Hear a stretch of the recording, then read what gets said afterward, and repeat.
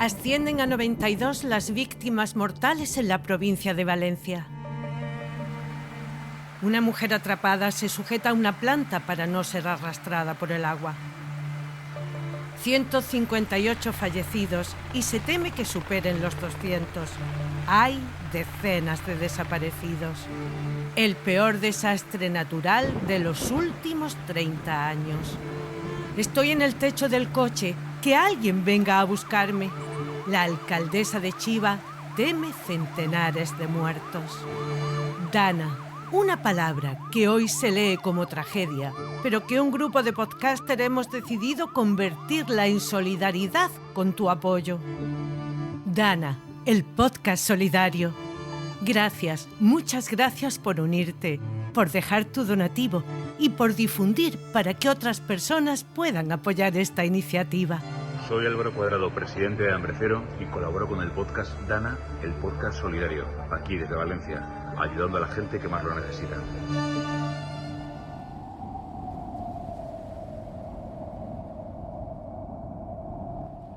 La naturaleza suele ser un espectáculo de gran belleza.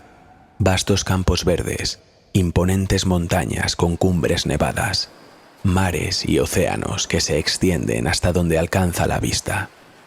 Sin embargo, esa misma belleza encierra un poder primitivo. La naturaleza es capaz de arrasar lo que se interponga en su camino. Fenómenos como tsunamis devastadores, tormentas eléctricas y erupciones volcánicas se cobran incontables vidas inocentes. Su fuerza nos recuerda con toda claridad que somos una especie más habitando este planeta. Aunque nuestra posición puede parecer más favorable que la de muchas otras especies, seguimos estando completamente bajo el dominio de la Madre Tierra.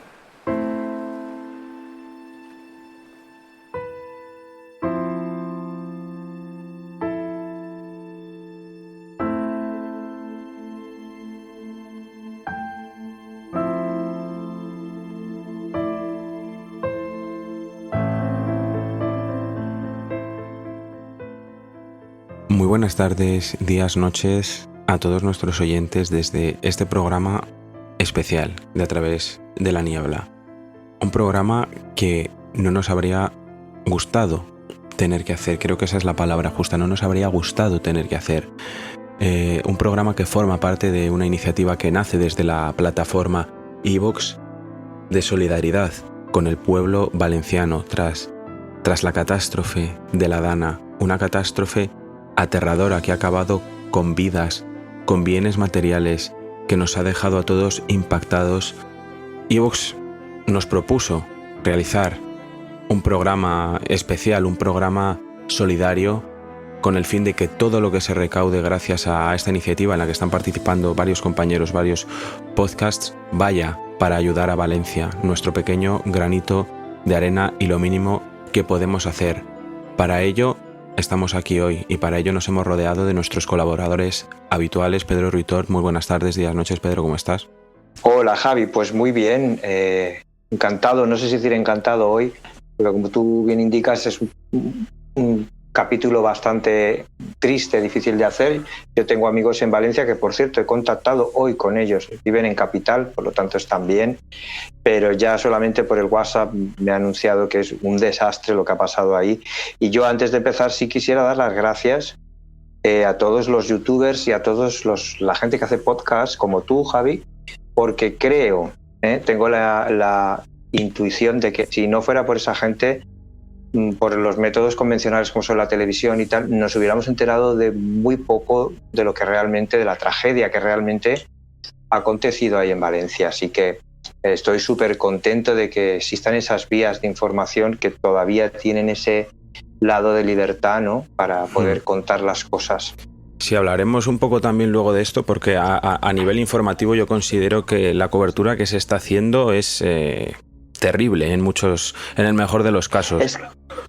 Claro, porque es que como hoy en día, por desgracia, en este país muchos de los medios de comunicación están politizados, por no decir todos, pues entonces las noticias se dan como se dan, ¿no? Y de esa manera tan sesgada. Sí. Así que por eso vuelvo a repetir, doy gracias a toda esa gente, porque yo sí me he visto muchos vídeos de youtubers, de algunos que sigo, otros que no sigo, que he conocido, y digo, caray, esto no tiene nada que ver con lo que te están dando por la televisión. Entonces creo que este tipo de canales son muy importantes. Y también está con nosotros Muriel Good. ¿Qué tal, Muriel? Hola, ¿qué hay? Muy bien. Y me uno pues a lo que ha dicho Pedro, que bueno, pues ojalá no hubiéramos tenido que, y lo que has dicho tú, ¿no? Ojalá no hubiéramos tenido que grabar este programa, pero dentro de lo que cabe, pues existe un consuelo, digamos, ¿no? En que por lo menos hacemos algo, ¿no? Podemos, y además cómodamente, hoy en día, dadas las redes sociales, pero coincido mucho y parece que está a flor de piel con este tema que saca a relucir Pedro, que es que hay una disonancia cognitiva tremenda entre lo que son los medios de YouTube, etcétera, y lo que son una serie de noticias oficiales, diarios, que yo creo que en papel ya absolutamente nadie se los puede creer, ¿no? O sea, entonces asistimos a una especie de luz de gas o intento de luz de gas colectiva, y si dices que no, también está la complicación del riesgo de ser una especie de persona conspiranoica, ¿no? Aunque todo el mundo lo tenemos ahí cerca, mi solidaridad porque yo soy alicantina y tengo mucha gente en Valencia, ¿no? Pertenezco a la Comunidad Valenciana, y bueno, mi solidaridad, y que de primera mano me están contando cosas, y bueno, pues que confiamos más, ¿no? En la gente de primera mano. Sí, la verdad es que muchas cosas nos estamos enterando pues por vídeos que graban las propias víctimas, ¿no? Nos estamos enterando de mucho y de cosas que no se corresponden con la versión oficial de los hechos, que es lo que tú decías, Muriel, a riesgo de sonar conspiranoico, pero es que creo que ha habido cosas que se han intentado tapar para ocultar una gestión, en el mejor de los casos, muy paupérrima. Pero bueno, nosotros estamos haciendo este programa con el afán, pues...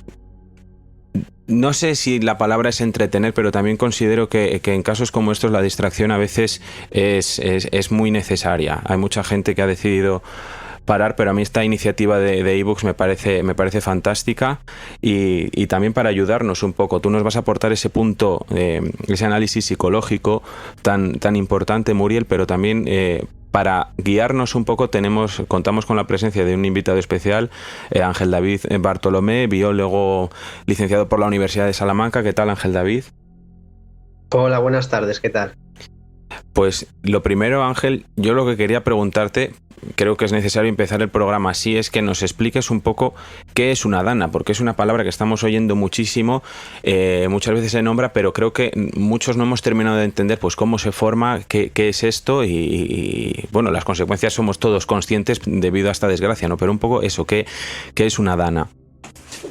Sí, pues mira, es verdad que el término dana se ha empezado a oír más últimamente porque, bueno, quizás a vosotros os suene más el término de gota fría, sobre todo en la zona del Levante español, ¿no? En Valencia, en Tarragona, en Murcia, incluso se hablaba mucho de la gota fría. En los últimos 20, 30, incluso 50 años, lo que más, sobre todo en los medios de comunicación, siempre se hablaba, llega la gota fría o es temporada de gota fría. Bueno, es cierto que la dana y la gota fría al final son fenómenos muy similares, por no decir prácticamente lo mismo, pero en los últimos años, sobre todo desde AEMET, se ha incentivado el uso del término dana, porque al final es mucho más correcto en el ámbito climatológico, en el ámbito científico, por así decirlo, ¿vale?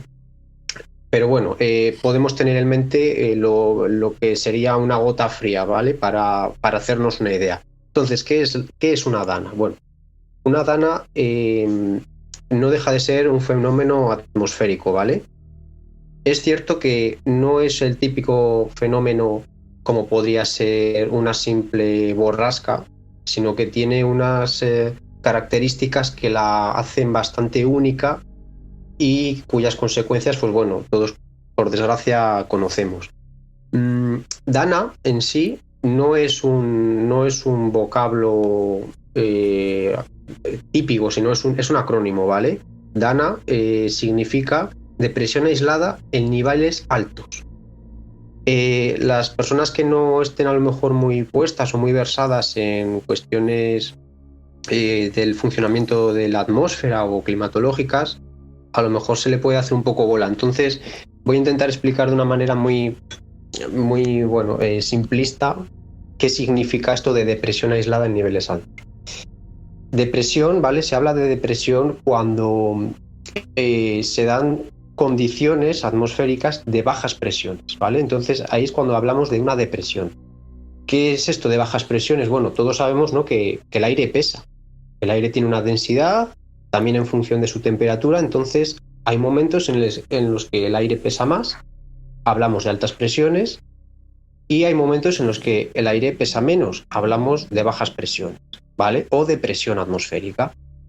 Entonces una dana no deja de ser una depresión atmosférica, o lo que también conocemos aquí, al menos en España, como borrasca, ¿vale? Aislada. ¿Por qué es una depresión aislada? Bueno, es una depresión aislada porque tiene un origen en lo que llaman el chorro polar. No sé si os sonará este término, pero más o menos a una latitud de unos 60 grados en el planeta, ¿vale? Tanto en el hemisferio norte como en el sur, existe lo que se llama un chorro polar, ¿vale? Un polar jet stream en inglés. No es más que una, por así decirlo, entre comillas, una corriente de aire muy frío que se mueve en capas altas de la atmósfera, ¿vale? Y básicamente tiene una dirección que va desde el oeste hasta el este, por eso también los llaman vientos del oeste, y hay dos, uno en el hemisferio norte, que sería la zona polar, y otro en el hemisferio sur. Entonces las danas del hemisferio norte se originan allí, se originan en este chorro polar. ¿Qué ocurre? Este chorro polar no es simplemente un anillo, ¿vale?, que va de oeste a este, sino que hay perturbaciones en la atmósfera que hace que este chorro empiece a ondularse, ¿vale? Se ondula y va a latitudes más boreales, es decir, más hacia el norte, y otras veces se ondula hacia el sur, hacia lo que se llama latitudes más meridionales. Ocurre que a veces estas ondulaciones son tan intensas que se aísla, es decir, ese meandro, esa curva del chorro, se acaba separando del chorro madre. Y entonces queda aislado. Es ahí cuando se forma una dana, ¿vale? Una depresión aislada. Claro, podríamos pensar, bueno, ¿vale? Vemos en un mapa una zona de bajas presiones aisladas, pero ¿y por qué no es una borrasca? Porque al final una borrasca no es más que eso, una zona de depresión, ¿no? Una zona de bajas presiones. Bueno, no es una borrasca porque en este caso esa depresión que se ha formado se está moviendo en las capas altas de la atmósfera, en torno a la zona de la tropopausa, que se llama, ¿vale? Es mucho más alto de lo habitual. Entonces, esa es la diferencia fundamental entre una dana y una borrasca típica. ¿Qué ocurre? Esa dana, ¿vale?, esa depresión aislada, va a empezar, generalmente puede pasar dos cosas. Por un lado, que se mantenga más o menos estable y se vuelva a reabsorber a ese chorro polar que hemos comentado antes, o que se vaya desplazando, ¿vale?, que por desgracia no siempre es muy predecible su movimiento, se vaya desplazando a zonas más meridionales, hacia el sur, ¿vale? ¿Qué ocurre? Esa depresión aislada normalmente tiene temperaturas muy frías. Entonces, cuando empieza a entrar en contacto con aire que está mucho más caliente, perturba de una manera bastante fuerte, bastante bruta, la zona atmosférica que tiene alrededor. Y una de las consecuencias que puede tener es que haya fuertes lluvias. Ojo, no quiere decir que porque haya dana vaya a haber una lluvia torrencial, ni siquiera tiene por qué llover, ¿vale? Es decir, nosotros aquí siempre tenemos en mente que una dana trae fuertes lluvias, puede traer nieve, puede traer tormenta, pero esto no siempre es así, ¿vale? De hecho, las danas se dan en otras zonas del mundo, se dan en la zona del Pacífico Oriental y la zona del Pacífico Occidental, son muy comunes allí y no tienen por qué actuar de la misma manera. Aquí en la península ibérica también se dan danas en el suroeste, ¿vale? En la zona de Huelva, Portugal y sobre todo en el estrecho de Gibraltar. Pero sin embargo allí, como habréis podido comprobar, no es tan común que haya eventos como los que han ocurrido en Valencia, en Murcia o en Cataluña.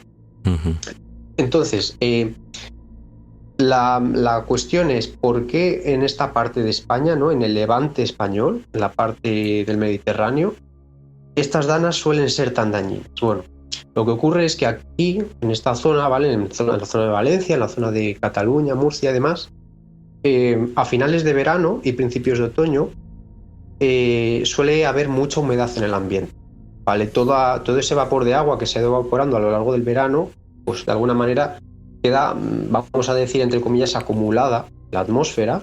Entonces, cuando viene una depresión fría, una depresión aislada, una dana, y entra en contacto con ese aire tan cargado de humedad, provoca que por así decirlo, ¿vale? Provoca básicamente que se produzcan tormentas, ¿no? Que ascienda ese aire con muy saturado de agua y precipite, forme precipitaciones, pero claro, esta es la magnitud de vapor de agua que tiene, que las lluvias que provocan, las precipitaciones son torrenciales. Puede llegar a caer en tan solo unas horas la misma cantidad de agua que cae en todo un año. Claro, eso, pues, como podréis comprobar, es algo catastrófico. Y por desgracia, pues sí, en esta zona de España es un fenómeno recurrente y que, bueno, no es nada nuevo. Esto que ha pasado en Valencia hace una semana, por desgracia, no es algo nuevo. Es algo que desde que existen registros se sabe que pasa, e incluso ha habido eventos mucho más dramáticos, entre comillas, o por así llamarlo, pero bueno, es un fenómeno natural, al fin y al cabo. Yo te quería preguntar, Ángel, ahora que, bueno, a riesgo de sonar como suene, tengo la sensación de que aquí cada vez que pasa algo salen expertos hasta de debajo de las piedras, ¿no? O sea, en cada programa de televisión hay expertos que lo mismo te hablan de un enlace matrimonial que de un fenómeno meteorológico, de una pandemia, ¿no? Entonces, se está hablando mucho de la posible incidencia del cambio climático sobre estos desastres meteorológicos, porque tú comentabas que es un fenómeno natural, pero a estos niveles de salvajismo, de fallecidos a causa de esto, yo no sé, yo no tengo recuerdo de que en España haya sucedido, al menos desde que yo tengo conciencia. ¿Cuál podría ser el impacto del cambio climático sobre este tipo de fenómenos? Bueno, a ver, es cierto, ¿vale? El cambio climático vamos a entenderlo como calentamiento global, ¿vale? Porque el cambio climático antropogénico, es decir, el papel del hombre en la alteración del clima, al final hay muchos ámbitos desde el que se puede estudiar, pero nosotros aquí al final en el tema de las danas nos podemos quedar con el del calentamiento global, ¿vale? Es decir, el aumento de la temperatura media del planeta o la tasa a la que aumenta esa temperatura. Obviamente, si hay un aumento en las temperaturas medias, los veranos van a ser más calurosos y por tanto se va a evaporar más cantidad de agua, ¿no? Se va a saturar más de agua el aire de la zona de Levante. Sobre todo, además es curioso porque no es algo que ocurra de manera homogénea en todo el Mediterráneo, sino que por alguna razón que yo personalmente desconozco, en la zona de España, en la zona del Mediterráneo occidental, pues justamente estos fenómenos se dan porque se acumula una mayor cantidad de vapor de agua. Entonces, si aumenta la temperatura media, también va a aumentar de alguna manera algunos medios lo llaman como energía, ¿no? Uh-huh. Ese vapor de agua, que al final también es un gas que acumula energía. Claro, si viene una depresión, una borrasca fría de niveles altos, ¿no? Una dana, pues el contraste va a ser mayor. Es decir, que al final las perturbaciones atmosféricas van a ser más extremas. Uh-huh. Ahora bien, ¿qué papel podemos tener nosotros en cuanto a que se agraven estas danas? Bueno, es un tema muy complicado. Es muy complicado porque el propio AEMET reconoce que hacer un registro o un seguimiento de estos fenómenos es complicado por dos cosas. Primero, por el origen que tienen estas danas y su movimiento. Es algo que todavía pues cuesta y se necesita quizás algo más de estudio al respecto, porque al final todo esto se basa en modelos. Luego, por otro lado, claro, las consecuencias y el cómo va a actuar esta dana dependen mucho también de las condiciones del medio en el que se encuentra. Entonces, una dana en un año en el que la humedad pues es normal, por así decirlo, bueno, pues va a dejar lluvias abundantes, pero no tiene por qué ser una precipitación torrencial. Sin embargo, años... Este verano, por ejemplo, no ha sido aquí, o al menos, bueno, especialmente caluroso, y sin embargo, las lluvias que ha dejado han sido tremendas. Claro, aparte está también el factor humano, ¿no? El cómo estamos preparados para prevenir o para protegernos de estos fenómenos. Esa era mi siguiente pregunta, y ya ampliando un poco también el debate a nuestros dos colaboradores. No sé, tú, Ángel, has residido en Valencia, bueno, no en Valencia capital, corrígeme si me equivoco, pero era un municipio cercano, ¿no? Sí, en Burchasot, pero al final sí. Sí, que aquí además lo hemos tratado mucho porque el caso Macastre se originó un poco también en esa zona. Los chicos iban a ese parque. Eso es. Conocido por eso. De hecho, muchos municipios que han salido afectados por esta dana me sonaban de casos que habíamos tratado aquí. Pero bueno, yéndonos a esto... me comentaste tú el otro día cuando hablábamos de la dana recién ocurrido, y me dicen mis compañeros que es que además está colapsada toda esa zona. Entonces yo os pregunto en general, ¿creéis que podemos estar preparados para combatir una tragedia de este tipo? Porque parece que los seres humanos nos sentimos muchas veces o tenemos esa sensación de ser invencibles, pero la madre naturaleza es la madre naturaleza muchas veces y no hay quien la pare. Entonces no sé si... Se está hablando mucho estos días de la actuación del gobierno de Valencia, de si se dio el aviso tarde. Yo no quiero entrar en eso porque creo que no es nuestro campo, pero ¿cómo se puede prevenir una tragedia de este tipo? Bueno. Sí, Pedro, por favor. No, yo quería hacer un pequeño apunte, que yo no sé si se puede prevenir o no. Supongo que sí, que si los es un melón que tú has dicho que no quieres abrir, pero bueno, los avisos son muy importantes, porque si en Estados Unidos no se dieran avisos de que llegan huracanes, moriría muchísima gente todos los años. Entonces los avisos tienen que funcionar, y en este caso está claro que no funcionaron.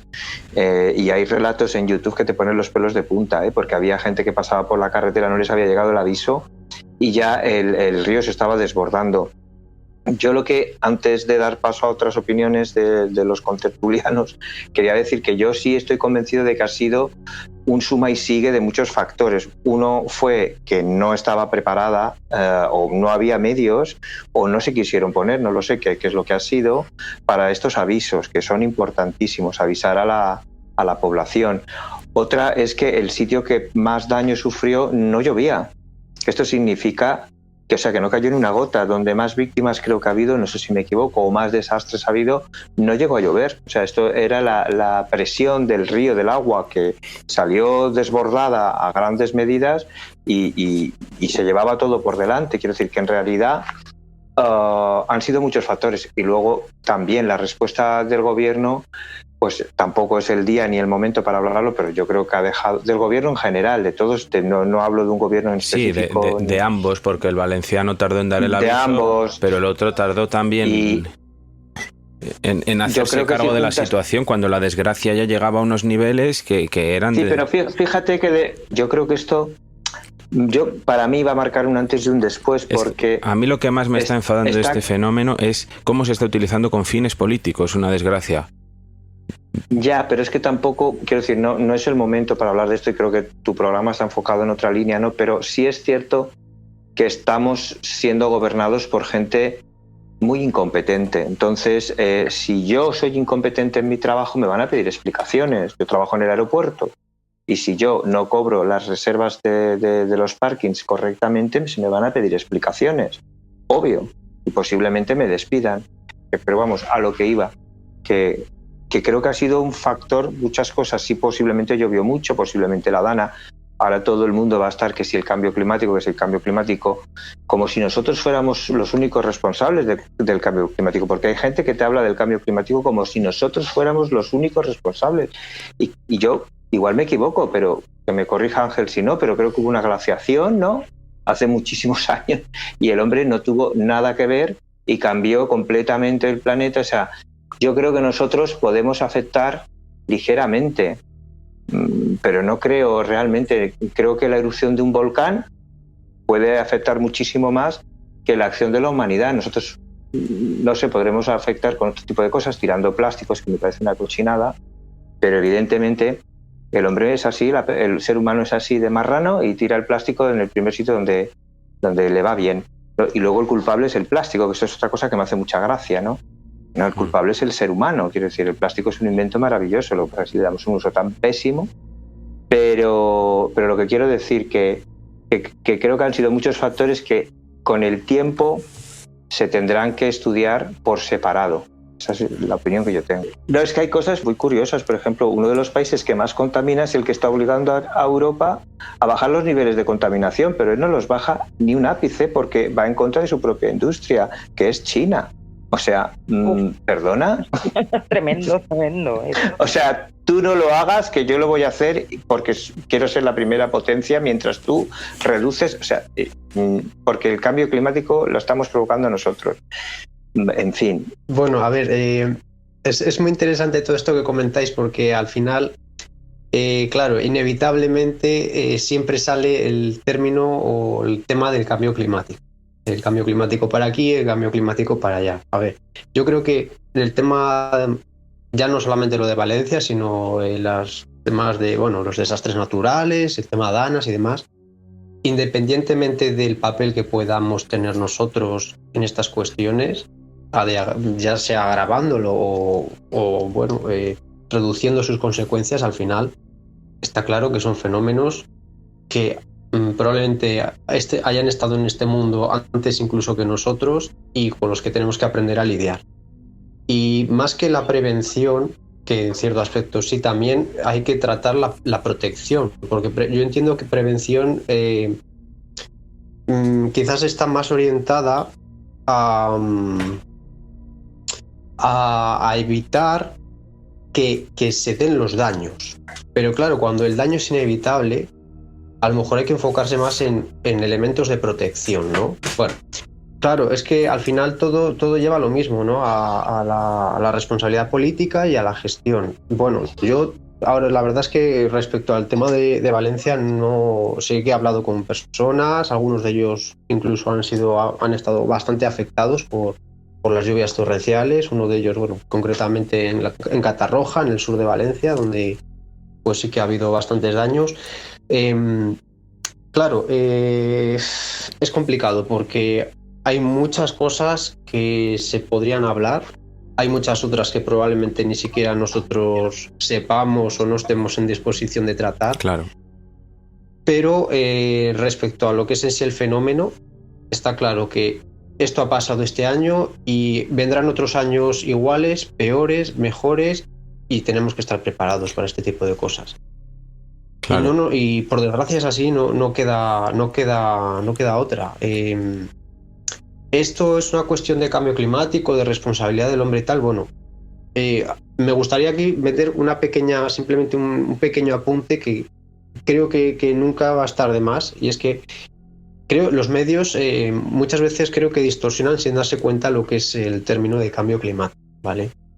El clima, por definición, es un fenómeno, es una mecánica natural que por definición cambia. Es decir, hablar de cambio climático es redundante en sí mismo, porque el clima en sí es eso, es una funcionalidad que cambia siempre, absolutamente siempre. Entonces, ¿de qué estamos hablando cuando hablamos del cambio climático? No es de que si cambia o si pasa esto, sino de cómo cambia.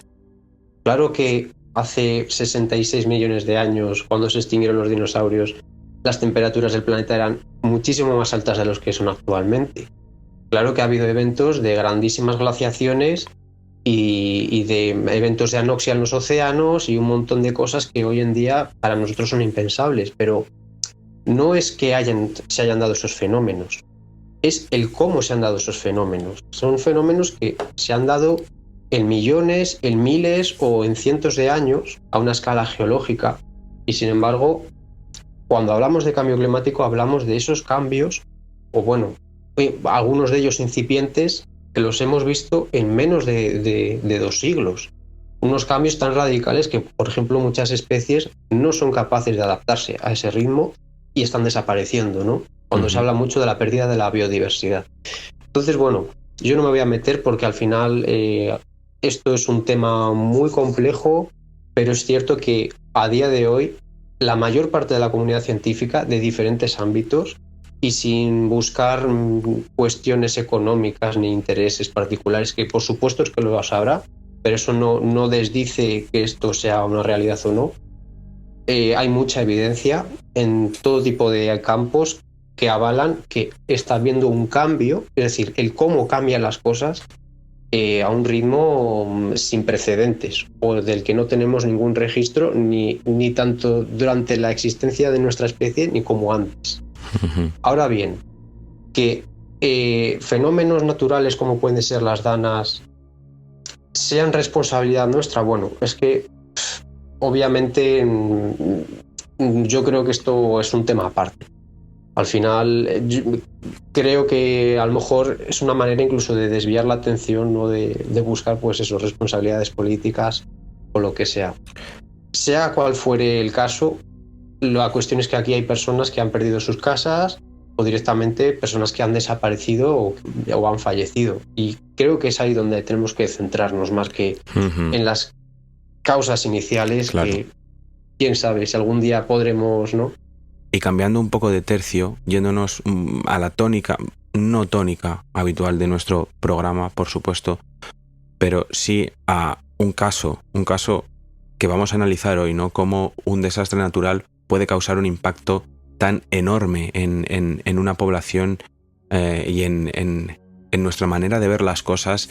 Hemos decidido hablar de un suceso que yo desconocía, lo mencionó Pedro en la primera temporada. Voy a pasar a la narración del caso de Omaira Sánchez y después retomaremos la tertulia sobre este caso.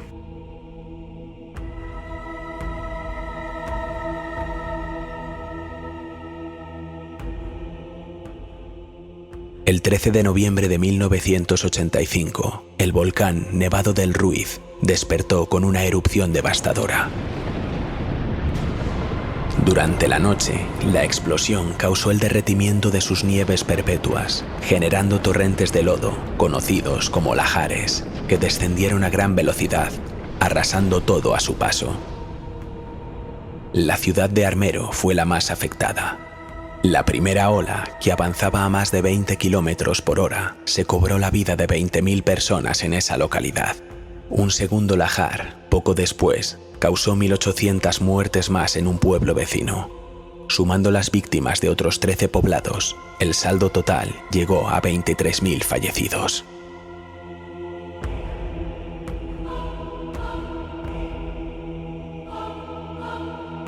Como suele suceder en desastres naturales que afectan a zonas empobrecidas, las autoridades no estaban preparadas para responder a esta tragedia.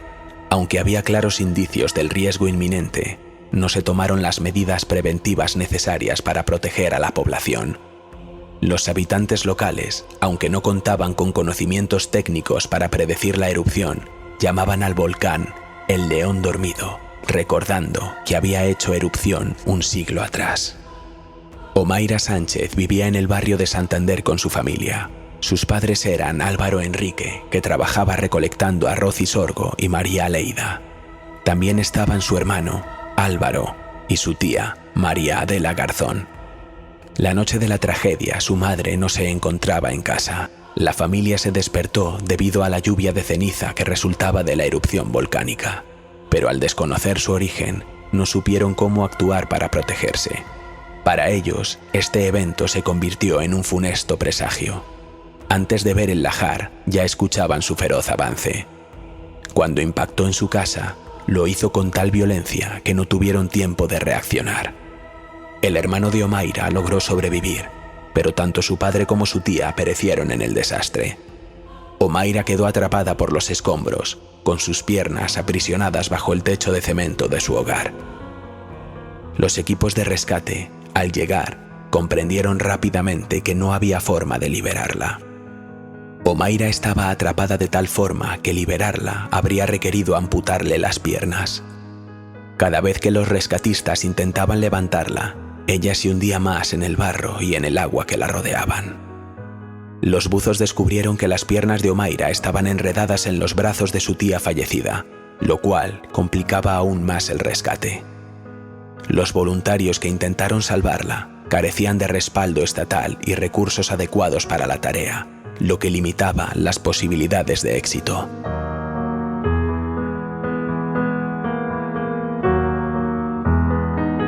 A pesar de su corta edad y del miedo que sentía, Omaira no perdió la esperanza. Hablaba con los rescatistas, cantó a uno de ellos, pidió comida y dulces y, cuando entendió la gravedad de su situación, rezó y lloró.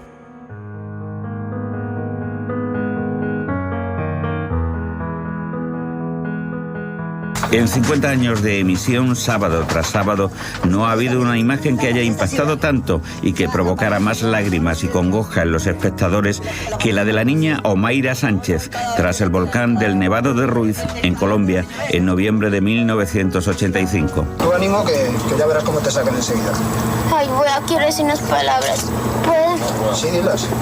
Mamá, si me escuchas, yo creo que sí.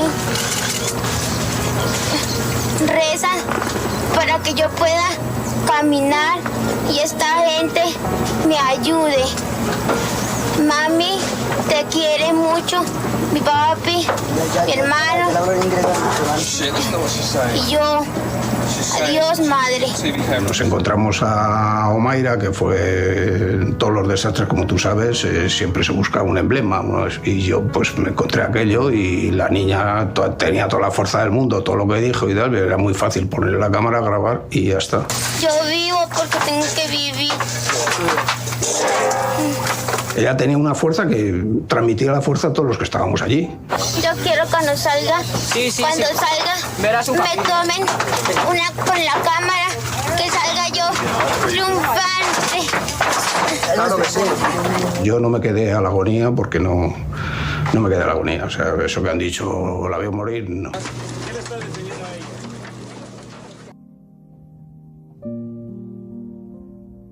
En la tercera noche comenzó a delirar, mencionando que no quería llegar tarde al colegio. Sus ojos estaban negros y su rostro tan hinchado que era difícil reconocerla.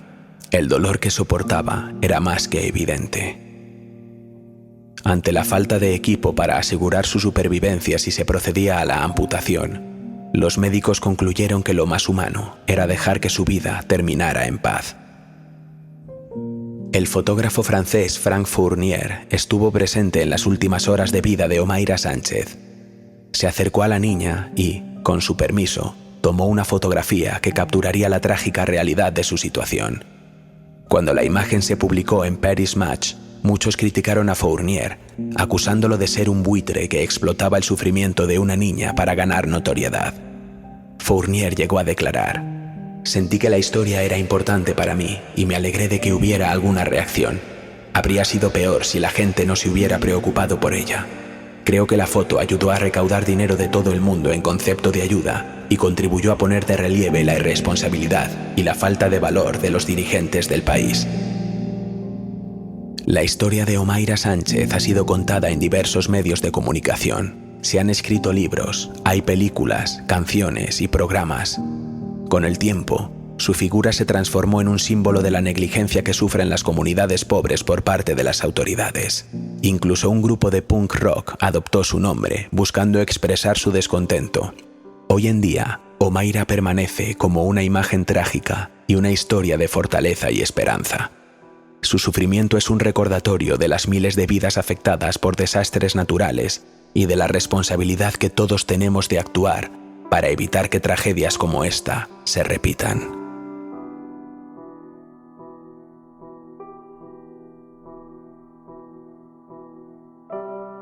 Como decía antes, este es un caso que yo no conocía en la primera temporada de nuestro podcast a raíz de un programa. Pedro lo mencionó lo impactado que le había dejado el caso de Omaira Sánchez, y efectivamente no es para menos, ¿verdad, Pedro? Bueno, yo lo viví, a mí no puedo decir me traumatizó, no es la palabra, ¿no? Pero sí me cambió la vida, y te voy a explicar por qué, brevemente si puedo. Yo lo viví de forma muy televisada, ¿no?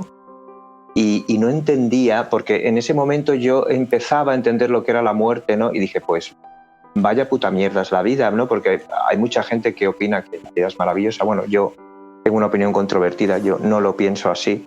La vida tiene momentos muy bonitos, pero tiene momentos espantosos, porque yo desde pequeño pensaba, bueno, ¿qué tiene de bonito un pájaro recién nacido caiga de un nido y se lo coman las hormigas vivas? Nada, es terrible, ¿no? Y aparte me parece que la madre naturaleza, que en este caso estamos hablando de ella y de los desastres que provoca, le damos exactamente igual.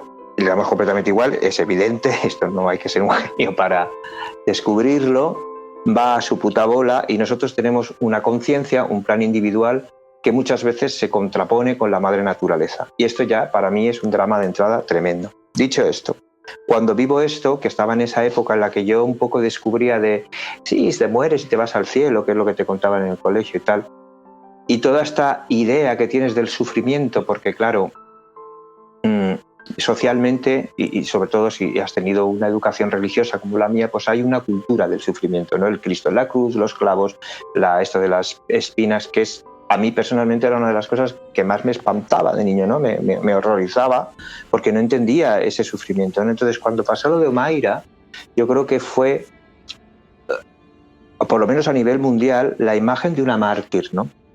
De una persona inocente que sufría todo el peso de lo que entendemos nosotros, creo yo, como maldad, pero que no es en realidad maldad, sino que es un acto de la madre naturaleza que se convierte en un desastre, ¿no? Pero que no hay una maldad implícita, ¿no? Entonces yo lo viví como algo muy traumático, y cada día pensaba, uy, ojalá se salve, y al final cuando murió, pues fue una muerte además televisada y fotografiada, que también tuvo muchas críticas. Esto ya sería otro debate. Yo creo que en este caso, no sé si decir si fue importante, sí, pero sí por lo menos que entendamos que bueno, que hay sitios donde, vuelvo a lo de antes, al debate de antes, es que no le importó a nadie realmente esa niña, porque si los Estados Unidos hubieran puesto de su parte, o gobiernos con más medios, yo creo que igual, no lo sé, igual estoy diciendo una tontería, se hubiera podido salvar, pero en el fondo ocurrió en una región pobre, se televisó, se vio directamente, se vivió, o yo lo viví como un mártir, como alguien que sufre por el mundo y es una completa inocente, y no sé, muy triste, ¿qué quieres que te diga? No sé si me he enrollado demasiado, no, pero es que a mí sí es cierto que lo viví, y lo viví como un antes y un después en mi vida, lo tengo como un referente, y va mucho con la idea que yo tengo de la vida, que es un poco controvertida, ¿no? Yo no creo, repito, no creo que la vida sea una cosa divertida ni tal. Te lo puedes pasar muy bien, yo me lo paso teta, me río muchísimo, pero requiere un esfuerzo sobrehumano, ¿eh? De verdad, que todos los días te rías, y una idea de humor negro muy amplia, porque la vida tiene cosas muy bonitas, pero tiene cosas asquerosas. Esa es mi opinión. Yo, Muriel, te quería preguntar a ti como psicóloga, en un suceso como este, o en un suceso como el que acaban de vivir, esta desgracia de Valencia, en la que hay personas que han perdido a familiares, gente que ha visto morir, ya no solo a familiares, ¿no? Porque incluso a mascotas, que son también familia para muchas personas, el trauma, ¿qué herramientas pueden ayudar a las personas a sobrellevar lo que es este trauma, o lo que se dice en inglés el aftermath, ¿no? El después de la desgracia? Pues a ver, herramientas pocas, o sea, y en realidad son más bien qué no hacer, ¿no? ¿Qué no hacer, qué no decir, saber estar. ¿Por qué? Pues porque yo, por ejemplo, con este tema, pues en Facebook, este tema de ofrecerte, ¿no? como voluntaria, y me llegaron 3 requerimientos de gente pues que había perdido directamente una niña, es decir, su hija. O sea, esto es una cosa que anodada. Y primero el psicólogo o la psicóloga, en mi caso, tiene que ser consciente de lo que es absolutamente impaliable, ¿no? Y no infantilizar a la persona dándole órdenes como, por ejemplo, cálmate, vas a estar bien, etcétera, ¿no? Esto es fundamental, porque parece que se nos ve con todos los psicólogos que van así en enjambre, ¿no? Y esto es lo que luego los medios de comunicación, los psicólogos de los medios de comunicación, hay que intentar.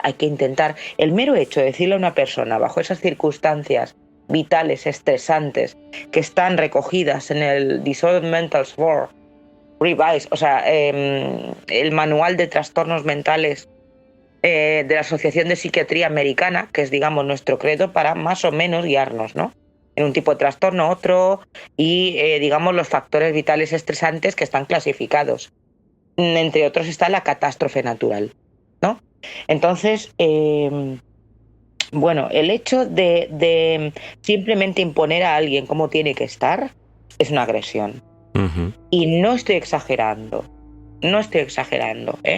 ¿Por qué? Pues porque imponer una narrativa parece ser que es inocuo, porque son palabras y no lo es.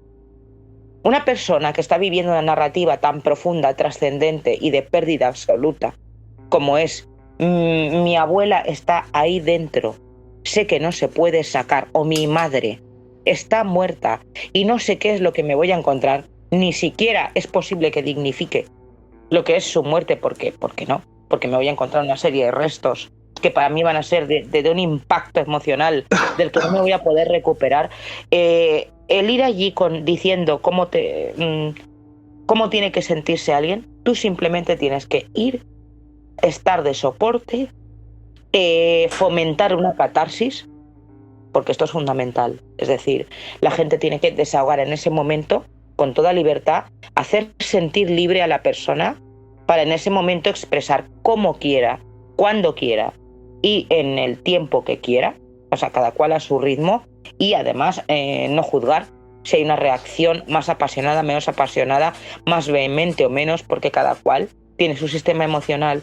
Entonces tú lo que tienes que ser es como una especie de cauce o catalizador de la expresión de este dolor inaudito, ¿no? Para ti, porque claro, por muy psicóloga que yo sea, no lo he pasado, no me ha ocurrido. Entonces tienes que tener un tacto brutal para dejar fluir, para no meterte a, sobre todo desde tu punto de vista por defecto, de la salud mental, de cómo supuestamente se deben afrontar las catástrofes, naturales, no naturales, porque hay gradaciones, ¿no? Se supone que el trastorno por estrés postraumático, que es muy bien lo que comentabais antes, el después, ¿no? De lo que va a traer a generar verdaderas pérdidas y deja no en segundo sino en tercer plano a un fenómeno meteorológico es estas personas que en primera instancia pierden cosas físicas que no son físicas porque son las emociones reflejadas en ellos y es tu vida, luego cosas que ya sean trastornos psicológicos por años. ¿Todo esto a dónde va? ¿Quién les ayuda? ¿Y qué sucede? Entonces hay una cosa que se llama intencionalidad y supuestamente la gente es más proclive a trastorno por estrés postraumático, por ejemplo, si alguien te esclaviza porque tú percibes que hay una intencionalidad en tu contra, a no ser que sea algo que le puede pasar a cualquiera, ¿no? Como un desastre natural. No obstante, hay una trivialización en función de la tragedia que yo he observado al decir cuánto ha perdido usted. Pero usted ha llegado a perder su casa. ¿Usted qué es lo que ha perdido de forma material? Y eso es incalculable. Es de una ofensa. Entonces, todo ese tipo de aseveraciones por defecto, de pronunciamientos, de posicionamientos y tesituras propios y personales, tienes que dejarlos a un lado. Eso es lo principal. Dejar fluir a la gente, respetar esa tragedia, no trivializarla, jamás. O sea, darle la trascendencia que tiene, dejando que esa gente sea dueña de su propia tragedia, porque al fin y al cabo, con ayuda, va a ser dueña de su propia curación. Tú, Ángel, no sé si conocías este caso de Omaira Sánchez o ha sido nuevo para ti a la hora de leerlo. Bueno, conocía casos bastante similares porque, bueno, en la cordillera de los Andes, por desgracia, pues este tipo de fenómenos son más o menos recurrentes. Quizás no son tan comunes como en otras zonas, pero al final un volcán activo que provoca unos flujos piroclásticos y afecta a algún pueblo de la zona, pues ahí sí, son fenómenos por todos conocidos. Este en concreto es verdad que no lo conocía y me ha llamado mucho la atención también, ¿no? El tema de la chiquilla, cómo se televisó sus últimos momentos, la fotografía y el impacto que parece ser que tuvo a nivel impacto mediático. Claro, a mí lo que más me impactaba de este caso es el hecho de que a esta chica no se la podía sacar de allí sin amputarle las piernas, ¿no? Entonces, o no tenían los medios, pero es que tampoco hubo ningún esfuerzo de salvarla, como tú decías, Pedro. No, es que en realidad yo creo que es cierto que era muy complicado porque ella tenía los pies, creo que eran dentro del cuerpo de su tía, sí. Y estaba anegada en agua y además eso se relataba, fue muy bestia, fue muy bestia verlo en directo porque además en Informe Semanal creo que era un programa mítico de aquella época. Los 80 tenían poco filtro, hay que decir, los que vivimos los 80 había poco filtro, ¿no? Esto pasaba con películas, ¿no? que a lo mejor pues, hoy en día sería impensable, ¿no? Que los niños pudieran ver películas como las que yo vi, no con esa edad. Me refiero que este tema, que creo que fue alrededor de una semana que se siguió y tal en la televisión, fue muy duro por este tema, pero sí yo creo, leyendo luego a posteriori sobre el caso de ella, que fue en Armeros y que no hay que olvidar que murieron miles de personas. Sí, yo no sé, las cifras a mí me han dejado impactadísimo. Y aparte yo, que tengo a mi compañero Will, que me contaba pues, cómo se vivió allí en Colombia, ¿no? Que él es de ahí, de Colombia. Fue un caso muy, muy, muy, muy impactante, ¿no? Porque además la gente no se le avisó. Ahí se repiten cosas, incluso creo que el cura de allí, el sacerdote, no sé quién era exactamente, pues también dijo que no iba a pasar nada, que no se preocuparan, o sea, se como adormeció un poco al pueblo. Yo supongo que no se hizo con ninguna mala intención, sino que, pues bueno, a lo mejor no existían los medios y eso hizo que se provocara un desastre de esas magnitudes. Pero claro, Omaira fue, como dije antes, la mártir, ¿no? La representante de ese dolor mundial, ¿no? Y de esa, no sé cómo decirlo, no sé cómo explicarlo para que no quede ridículamente poético, pero como esa mártir que sufre inocentemente. Porque yo sí creo, leyendo a posteriori, que si hubiera habido algún país de la primera potencia que hubiera llevado maquinaria ahí, que se puede hacer.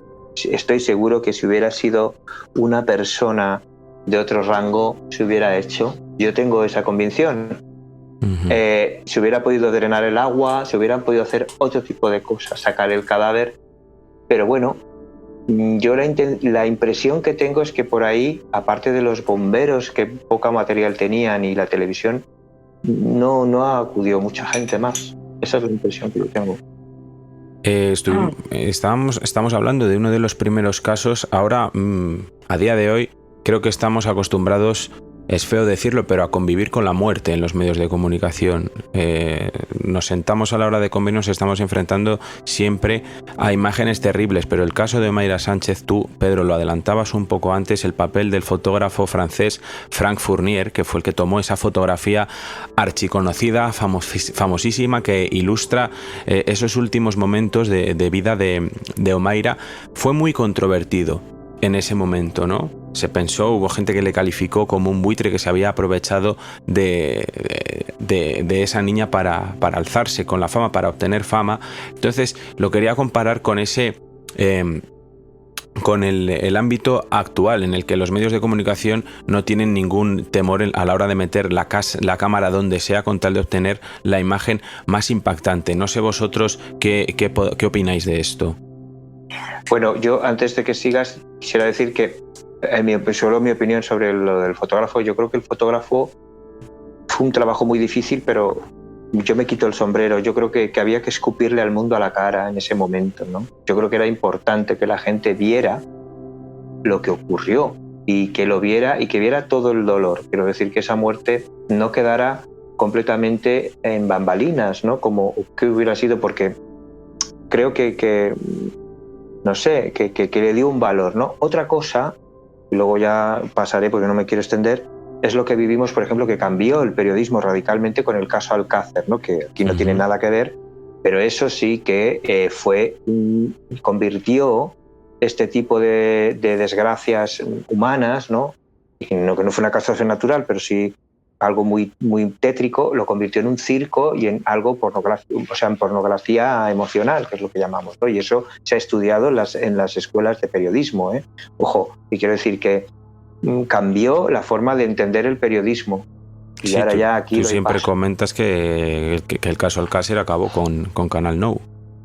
Sí, acabó con Canal Nou, el caso Alcácer y también el programa Tómbola, que también fue un programa que nos puede parecer baladí, pero que en su día cambió radicalmente la forma de entrevistar a los famosos. Tómbola fue un programa, Canal Nou, ahora que estamos hablando de Valencia, fue un canal muy pionero y Canal Nou lo cerraron cuando tenía audiencias verdaderamente altísimas para ser una cadena local de Valencia, porque fue muy pionera y muy moderna. Los valencianos siempre han sido, desde aquí les envío un saludo, pero siempre han sido súper modernos, y es la verdad, y se han anticipado incluso en muchos aspectos.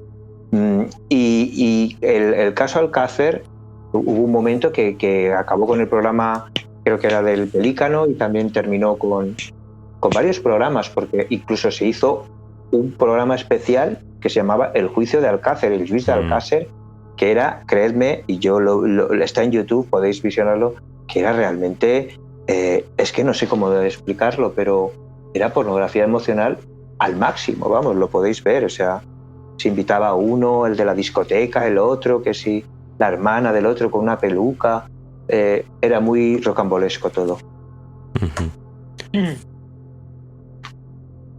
Hola. Sí, el que quiera. Hola.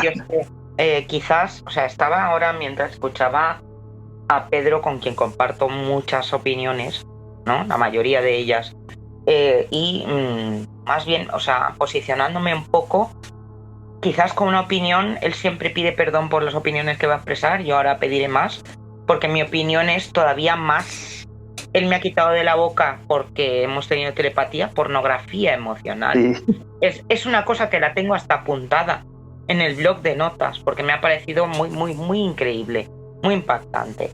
Pero es que yo sí que voy a extender esta pornografía emocional al caso de Omaira Sánchez. Es decir, se dice que hoy en día no se tiene ningún tipo de control. Vamos a ver. ¿Alguien piensa, o sea, no sé, hoy en día, en qué cabeza cabe que se saque durante una semana a una menor de edad agonizante de una minoría étnica encima, ¿no? Con un periodista blanco diciéndole esto, y no meto el factor racial por nada, sino simplemente por el hecho que decías, Pedro, de que esta niña al fin y al cabo no le importaba a nadie. Esa porofobia, ¿no? Más bien. O sea, no se trata del color que tengas, se trata de que naces en un país con más desarrollo o menos, punto, ¿no? Y más en el punto de las potencias mundiales o olvidada del mundo. Si esto sucede en Haití, sería exactamente igual, bueno, ni siquiera van los medios de comunicación, pero ¿qué tipo de pornografía emocional es la que a una niña agonizante que dijo una frase crucial, dijo: yo sé que voy a salir triunfante? Que a mi madre se le quedó grabado, y lo digo por una sencilla razón. Yo tenía exactamente la misma edad de Omaira en ese momento, y mi aspecto es similar. Es decir, no era una niña, no soy una persona, ¿no?, prototípico español de entonces, ¿no? Ni de ahora, pero bueno, ¿no? Ahora está más normalizada, pero una persona racializada. Entonces mi madre, una mujer blanca, venía de trabajar, veía esas imágenes y se le representaba yo. Es decir, quizás al estar tan presente esta otredad que tenemos todos con respecto a que esto sucede en Honduras, esto sucede, ¿no?, en Bangladesh, ¿no?, esto tal, o sea, los que vivimos y nacemos en el primer mundo, al tener esta distancia y esta otredad, esta imposición de otredad, parece que no Nadie ha caído en la cuenta de que, por ejemplo, ¿no? Ese pixelado de ojos, nada. Lo que decías, Pedro, qué bestia era todo, ¿no? Es que hablo de la pornografía emocional vista desde ahora, ¿no? Con presentismo, quizás. Sí, pero yo lo que quería matizar, disculpa, al hilo de lo que estás diciendo, es que sí creo que de alguna manera... Porque si no, hoy en día... parte, Cuidado, creo que... Sí, exacto. Eso es lo que quería matizar, que si no hubiera estado ese periodista, y que yo sí creo, que ese periodista, aunque fuera por razones egoístas, quería que sacaran... No era él, no hablo de él, sino de el zeitgeist de que esto se pudiese ver. Sí, ¿no? Por el cual el periodista no es nadie individualmente, o sea, que su voluntad impone que se pueda ver o no, sino que él trabaja, o sea, que él es un representante de aquello que en ese momento se puede ver o no. Entonces yo me refería a la pornografía emocional reinante por la que este hombre, que no tiene mayor responsabilidad que hacer lo que se podía hacer, ¿no? Y quizás reivindicar aquello que en realidad no se veía, no tiene más papel que ese, pero que esa pornografía reinante, ¿no? Al compararla con ahora, pues sigue siendo lo mismo, pero quizás más refinado ahora. No estamos...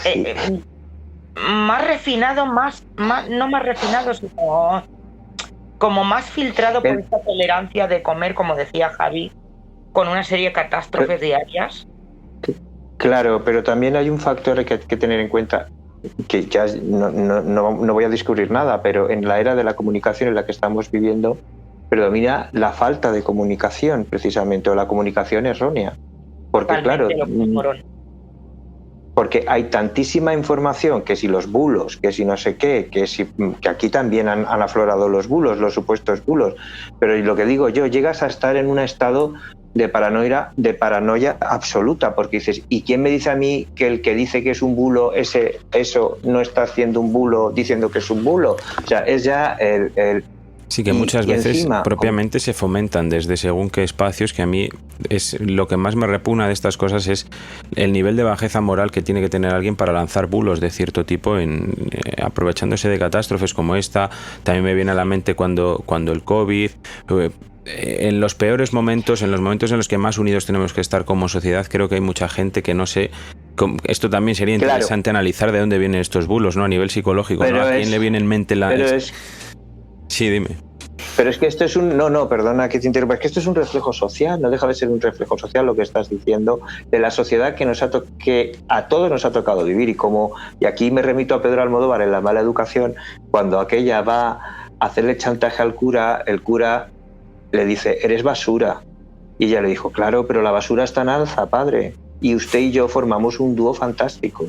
Y es que es verdad, es que esta frase es premonitoria, total. La basura está en alza. Entonces, ¿qué esperamos? O sea, bulos, todo lo que pueda vender y lo que pueda, pues mejor, y lo que pueda afectar al bando político contrario, pues y si lo hundo mejor, soltando un bulo, y así nos va. Pues mira, yo quería hilar, perdón, yo quería hilar esto con algo que dijimos en los anteriores programas. ¿Os acordáis del tema de la esquizofrenia?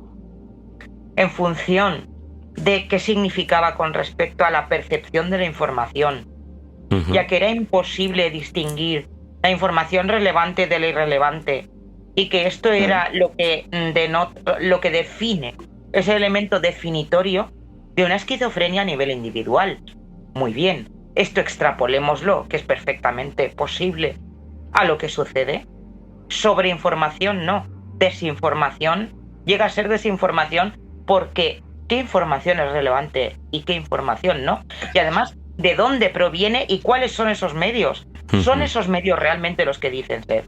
Entonces nos están generando una esquizofrenia al hilo de lo que dices, Javi, ¿de dónde viene esto? ¿Cuál es la intención última de generar lo que es una paranoia y una esquizofrenia social? Esto es lo que quería preguntarte, dejando fuera, olvidándonos del factor a nivel político que pueda tener un bulo, dejando fuera ese factor, me quiero centrar en la persona, ¿no? Quiero decir, no sé si os acordáis cuando los atentados de Barcelona, de las Ramblas, durante bastantes meses circularon bulos por WhatsApp nivel de alerta del ejército en Madrid, bla, bla, bla, bla, bla, bla, no salgáis de casa hoy, se ha activado el nivel de alerta máximo. ¿A quién le puede venir en mente escribir un mensaje así y enviarlo? ¿Cuál es el sentido de eso, Muriel? Yo no sé si tú me podrías iluminar ahí, porque es algo que yo me he preguntado muchas veces. ¿Cuál es el sentido de crear un mensaje para generar alarma social? Pues para empezar, el afán de poder y de control. Es decir, el afán de poder y de control. ¿Qué nivel de control tienes si tú logras hacer que un sector de la población no salga por tu decisión? ¿No? O sea, tú ya te sientes, ¿no?, en una potestad, ¿no? Si la gente te llega a hacer caso y se corre la voz, pues es muy gratificante. Ya sé que es intangible, porque parece que solamente son recompensas, aquellas recompensas tangibles, pero en absoluto. Las mayores recompensas, y ya hablábamos del tema psicopatía, es que tenemos que volverlo a sacar. Por suerte o por desgracia. Es que el psicópata integrado es esta persona. Estamos acostumbrados a que el psicópata tiene actos aspaventosos, por así decirlo, ¿no? Tiene que ser un asesinato ahí, ¿no? Unos aspavientos, una cara de loco. No. O sea, puede ser un señor gris, funcionario tal, ¿no? Con unas gafitas, que no levanta 1,50 m. Y a lo mejor en sus ratos libres, como carece de resonancia emocional para sentirse poderoso, porque no es nadie. Esto es lo que suele suceder, ¿no? Detrás suele haber un complejo de inferioridad que te lo ha hecho notar la sociedad, ¿no? Entonces digamos que el anonimato, aparte, hace florecer todo esto, pero el germen está en gente que necesita ser notorio de alguna manera. No lo consigue quizás en el ámbito personal, de pareja, relaciones afectivas, etcétera. No lo consigue en el ámbito social, de reconocimiento, digamos, de cara a la galería. No lo consigue en el ámbito económico, laboral, ni siquiera consigo mismo. ¿Qué vamos a hacer? Pues un falso poder sobre los demás. O sea, aquí hay parece mentira, pero esto es lo que lleva tanto a Bart Simpson, cuando siempre le hace bromas a Moe, ¿no? Como a cosas, es cuestión de grado, como a cosas así. Los bulos a nivel individual suelen ser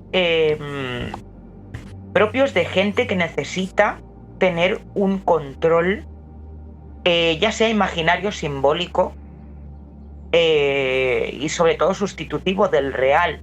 Si tu narrativa se impone a la de los demás y logras que también esa conducta de los demás se modifique en función de ello, es decir, en función de lo que yo he creado, la paranoia que yo genero, lo que sea, los bulos, así actúan, y encima llevados por el miedo, hombre, temor reverencial.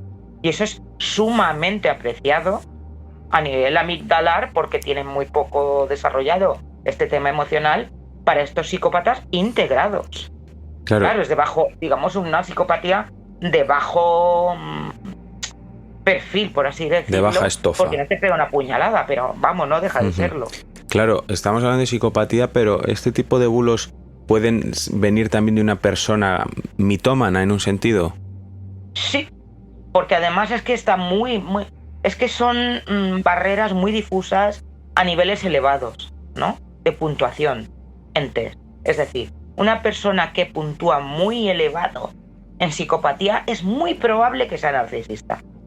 Es imposible que no lo sea.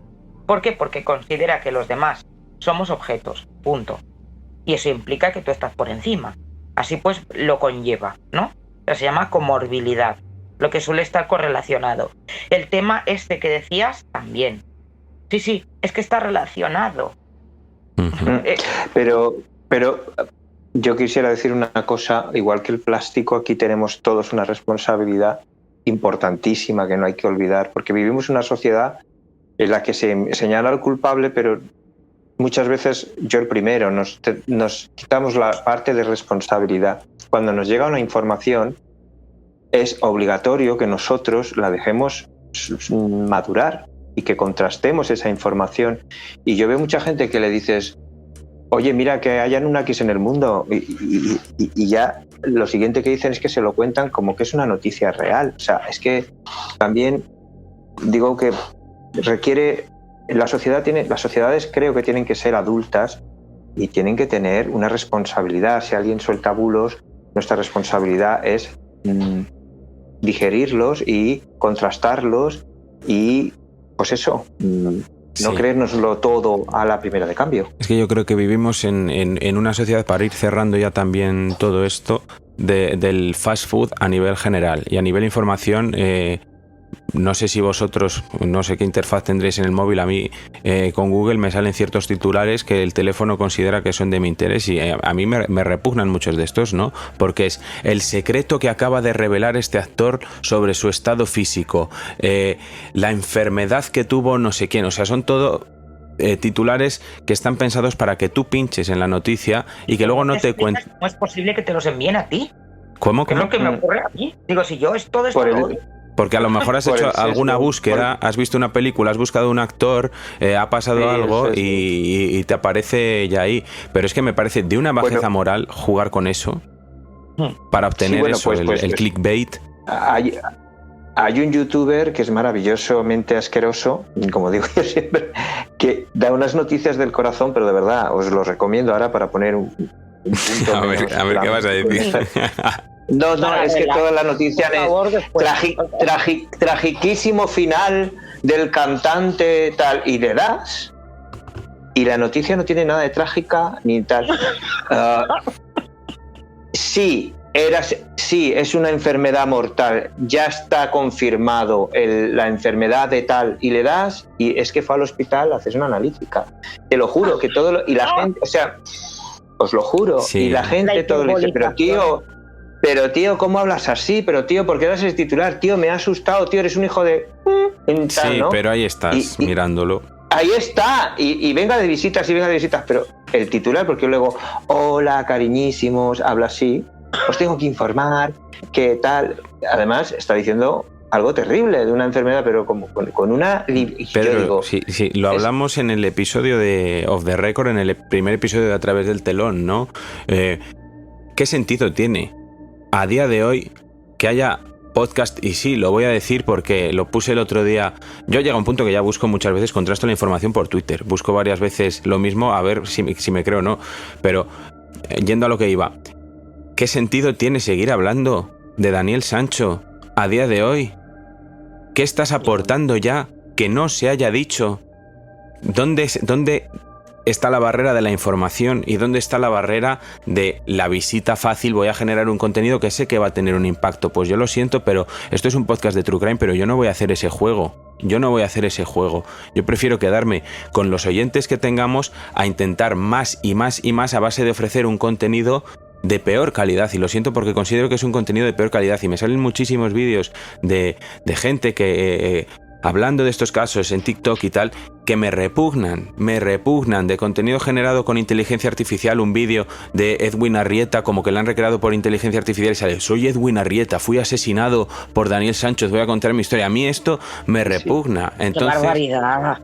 Y yo comenté ese vídeo diciendo, ¿cómo haces un vídeo así? Y la gente encima me decía, ¿pero qué tiene de malo? Joder, pues chicos, si esta es la sociedad en la que vivimos... Si te lo preguntas, Dios mío, si tú te lo preguntas, pues si eres tú. Es que... Sí, pero luego está muy mal decir según qué cosas. Es terrible, eres un apestado. Te declaran la guerra y te envían al ostracismo más puro y al olvido. Bueno, sí, es cierto. Os digo una cosa que me ocurrió. En este contraste de la gente que dice barbaridades y tú a lo mejor rozas una palabra y estás muerta, ¿no? Para los restos. Estás muerta. A mí me sucedió que puse lo siguiente. Yo vivía entonces en Estocolmo y me acuerdo como si fuera hoy que yo, como soy de la Comunidad Valenciana, ¿no? Me preguntaba una amiga, oye, el arroz ese que tú usabas para tal, arroz bomba. Vale, muy bien. No teníamos en ese momento, lo juro, otro medio. Publiqué en Facebook arroz bomba. Usted ha recibido una penalización. Y yo, es que además recuerdo que le estaba diciendo para el arroz bomba, en vez de 2 tazas de agua, 2 tazas y media. Fin. Vale, pues me viene una penalización, 1 mes. Yo digo, pero ¿cuál es? ¿No? El contenido que yo he puesto, ¿cuál es? El comentario era bomba. Sí. no sea que yo sea una terrorista suicida. Ni os voy a hablar porque no, pero de la guerra que tengo yo ya he desistido con YouTube y con TikTok y tal, porque claro, al hacer vídeos de este tipo, pues tienes que poner pitiditos de censura cuando dices asesinato, cuando dices tal, entonces, y no entiendes nada. Ya. Claro. Luego allí ves ciertos contenidos que... Te voy a decir una... A Serbian Film yo la vi en YouTube. A Serbian Film yo la vi en YouTube, que es una película que, vamos, no pasa ningún filtro, aparte de mala, de ser muy mala, pero aparte de eso es que es ultra mega violencia, no, lo siguiente, y pornografía y todo lo que tú quieras. Y yo la vi en YouTube, para que luego estos señores se pongan que si esta palabra me suena mal, que si o me suena bien o te censuro. Tu contenido no cumple las directrices de monetización de YouTube. No cumple las directrices para que lo monetice para mí, pero ellos se meten el anuncio y se lo embolsan ellos. Entonces es un poco el sesgo, pero bueno, chicos, para ir cerrando el tema, no sé si queréis añadir algo más, porque claro, al final lo que nos ha pasado lo de siempre, ¿no? Que hemos tocado varios temas que nos han llevado a hablar de tantas cosas, pero no sé si queréis decir algo relacionado con todo lo que hemos hablado hoy para despedir el programa, Muriel. Sí. Una cosa que yo creo que es para entroncar más con la tragedia presente, ¿no? Uh-huh. O sea, lo que decías de, digamos, ¿no? Trasladar aquello a esto. Hoy, pues he visto una chica en el telediario llorando a moco tendido, había perdido pues su casa, todo, ¿no? O sea, lo que ocurre es que no tenía fallecidos en su familia. Entonces, estaba llorando delante de una periodista que estaba sin más, justificándose porque no había perdido familiares, porque le habían echado en cara otras personas, que me parece una cosa ya, o sea, no sé, mercantilización del dolor en función únicamente cuantitativa y no cualitativa, llorando porque pedía perdón como una loca porque no había perdido personas y solo objetos. Y ella decía lo que yo dije, porque me lo han pedido hasta la saciedad en estas colaboraciones ahora, ¿no? Voluntarias. Es que no son objetos. Porque la chica había perdido su casa, en fin, todo lo que conlleva, todo. Es que no son objetos. Los objetos son las vivencias que tú tienes con ellos. Uh-huh. Los objetos los has elegido tú. Y por eso son tus objetos. No en el sentido de propiedad privada, sino en el sentido de simbolización. Entonces los objetos con el tiempo, y por el mero hecho de ser tu intencionalidad materializada, tú eliges, te rodeas de ellos, llegan a ser símbolos. Entonces cuando tú pierdes los símbolos, es una pérdida absoluta de identidad. Que alguien diga ahora mismo, que venga Freud y lo diga, si es que tú de repente pierdes toda la identidad, que es como perder un diario escrito durante 30 años, y que como es un libro, es decir, es papel y lápiz, no tiene ningún valor. Uh-huh. ¿No? Pues esta reflexión, que lo que se ha perdido se puede afectar de muchísimas maneras. Efectivamente es irreversible el tema, ¿no?, de la pérdida de los seres queridos, pero por favor, no generemos concursos de desgracias, porque me parece que es muy poco ético, y más cuando se intenta moralizar dentro del dolor, ¿no? Uh-huh. El dolor es dolor y lo que tenemos que tener por él es respeto y acompañamiento. Pues nada, yo siguiendo el hilo para despedirnos, quiero dar las gracias a Ángel por ilustrarnos con esa explicación, con esas explicaciones, y que además lo conozco personalmente y es un amor de tío, muy bien. Y por supuesto a ti, Muriel, por la parte psicológica que has aportado, importantísima, ¿no? Que esa reflexión final yo también la comparto contigo. Y al pueblo valenciano, pues nada, enviarle un abrazo muy fuerte. Y yo, como última reflexión, me gustaría decir que no nos merecemos estos políticos. No nos los merecemos. Merecemos, y no digo de ningún color, de ninguna banda, aquí cada uno que ponga el nombre, dejemos el espacio en blanco. La Dana es la Dana, nos lo ha explicado Ángel muy bien, a qué se debe, es un fenómeno natural que ocurre, punto, y luego, bueno. Pero creo que necesitamos políticos que estén más conectados con el pueblo, que tengan más realismo, más de carne y hueso, no que estén ansiosos por ocupar plazas y meter a amigos y familiares en puestos fantasmas, como se ha visto, se ha destapado, y que luego cuando haya una catástrofe de estas características, pues no estén a la altura. Entonces, aunque el tema, sabemos que no tenemos que tocar el tema político, no era el tema hoy, quiero hacer esta reflexión porque debemos votar a gente que realmente nos represente y nos ayude, porque para eso están. Y esa es su función. Su función no es cobrar ni viajar en aviones privados. Su función es ayudar al pueblo a superar, ¿no?, las trabas y los problemas de la vida, del día a día. Y nada más, enviar un abrazo al pueblo valenciano muy fuerte y poco más. Solo el pueblo salva al pueblo, como estamos viendo, y es que es verdad. Exactamente. Un abrazo para los valencianos como valenciana, o sea, de la Comunidad Valenciana. Mi total solidaridad y bueno, la verdad, gracias por esta idea, ¿no, Javi? Y Pedro, gracias por proponerla, por darnos la oportunidad de sentirnos útiles ante una cosa que es tan increíble que te sientes impotente y dices, bueno, yo aquí con este privilegio, ¿no?, de no haberme visto afectada, pero gracias por esta oportunidad porque me ha hecho sentirme útil de alguna manera, ¿no?, en poder ayudar en algo. Sí. Y eso es muy de agradecer. Sí. Gracias también a Ángel, un placer haberte conocido. Sí, igualmente. Yo simplemente quería, dejar una última reflexión un poco relacionado con todo lo que se ha ido tratando a lo largo de esta sesión. Por ejemplo, respecto a lo del caso Mayra, así como no lo que hablabais de la pornografía emocional, el mercantilismo, quizás tampoco es algo que dependa tanto de la escena en sí, sino de los ojos con los que miramos esa escena, ¿no? Al final, supongo que es una cuestión muy complicada, todos tenemos nuestras propias sensibilidades hacia las cosas, alguien puede hacer algo con la mejor intención del mundo y que otras personas acaben ofendiéndose. Creo que todos entendemos a lo que trato de referirme.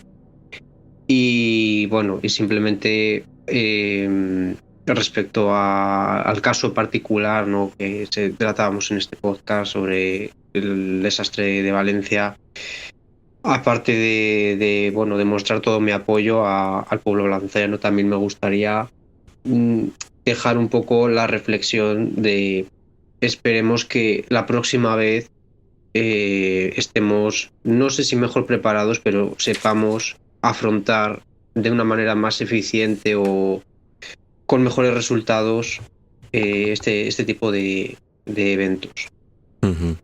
Ángel, ahí lo dejo, no quiero desplayarme ni meterme en otros arenales. Muchas gracias a Pedro, a Javier y a Muriel. Y gracias a ti, Ángel, por habernos iluminado. Yo creo que es importante tener ese contexto y saber sobre lo que se está hablando. Así que muchísimas gracias por habernos explicado también y por haberte animado a colaborar en este programa. También agradecer tanto a iVox por esta iniciativa, por proponer esta iniciativa solidaria, a todos los podcasters, nuestros compañeros que están colaborando, añadiendo programas. Es lo mínimo que podemos hacer, es intentar ayudar de la manera que sea, ya sea desde nuestro puesto como entretenimiento o si esto consigue recaudar algo, que vaya por allí y que ayude a las víctimas a reconstruir, a paliar todo el daño que ha causado este desastre natural. Así que, pues, con ese abrazo, con todo nuestro apoyo, con toda nuestra solidaridad, nos despedimos hasta el próximo programa de A Través de la Niebla. Muchísimas gracias a todos por estar aquí y nos escuchamos la próxima semana. Soy Álvaro Cuadrado, presidente de Hambre Cero, y colaboro con el podcast Dana, el podcast solidario, aquí desde Valencia, ayudando a la gente que más lo necesita.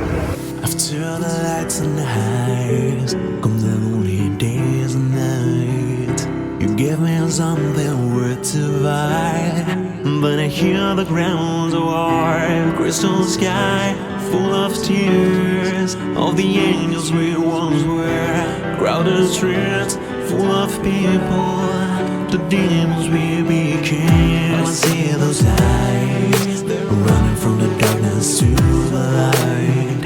We became what we meant, so right. We are more than that, you know that. We are more, we are more. We are more, we are more. Oh.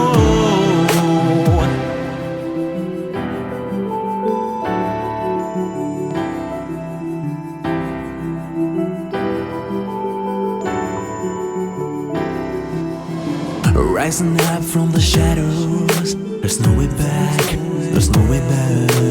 I'm not afraid of the dark, I've been there too many times. I gotta rewrite all the wrongs. It's a chance to be better than I was, and we'll find the strength to be strong. I don't mind waiting for you on another world.